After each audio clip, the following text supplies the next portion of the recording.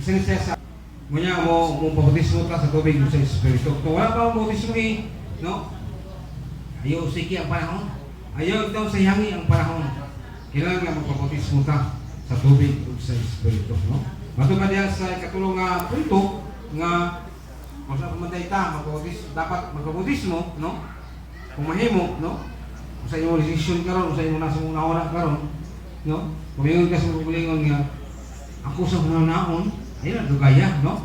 Kung pwede mo mangutana sa ako, siguro, hindi kumanog simba, sunod bulan, o ito ba ninyo tuig, na dugay-dugay pa, basta nila, kung napay panahon, no? Kung wala pambalik ng Diyos, makakagpatan niya na o panahon diya sa pabautismo sa tubig o sa Espiritu, no? Wala nga diya sa Acts, ipasabot yun diya sa buhat, no? Kapitulo 2, Kapitulo 8, atong masahon ang Kapitulo 8, versikulo 12, buhat 8, Kapitulo 12, ingon sa tininga, apang sa dihang midawat na sila sa mensahe ni Filipi, may tungod sa mayong balita sa paghari sa Diyos o sa ngalan ni Jesucristo, sila mga lalaki o babae gibunyagan or gibautismuhan, no? Muna na gibuhat ng panahon na, no?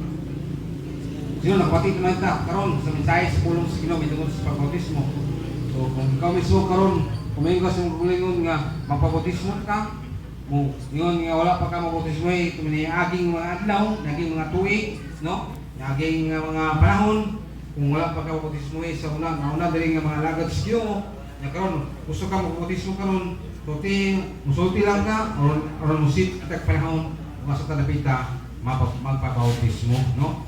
Muna nga isa kini siya kadako kayo nato nga buluhaton alang sa kasiguruhan sa atong kinabuhi.